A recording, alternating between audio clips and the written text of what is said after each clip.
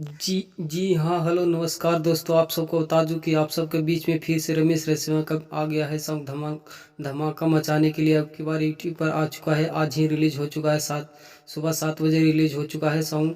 जाइए और जाकर सुनिए। बहुत DS शक्ति म्यूजिक पर रिलीज कर दिया गया है ये सॉन्ग को। और जाइए और जाकर सुनिए।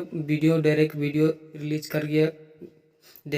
रिलीज कर दिया गया है। और सॉन्ग का टाइटल रखा गया है पासवान जी के मुंड गरमा जाई। बहुत हाई लेवल का सॉन्ग है, ज़बरदस्त सॉन्ग है। जाइए और जाकर सुनिए। म्यूजिक भी बहुत हाई लेवल का दिया गया है और वीडियो क्वालिटी भी अच्छा है। और जाइए और जाकर देखिए। और इसी तरह सपोर्ट बनाए रखे रमेश रेशमिया के ऊपर, ताकि ऐसी ऐसी पसमान मीटर पर सॉन्ग गाते रहे रमेश रेशमिया भाई ने। और गाया है सॉन्ग को रमेश रेशमिया और सृष्टि भारती ने सॉन्ग को गाया है और लिखा है सनी सरगम में। बहुत ज़बरदस्त सॉन्ग लिखा है। आप सबको बता दूं कि जाइए और जाकर सुनिए। आप सबको सुनकर कैसा लगे नहीं लगे, मेरे वीडियो के नीचे लिंक में कमेंट में ज़रूर बताएं। आप सब के लिए।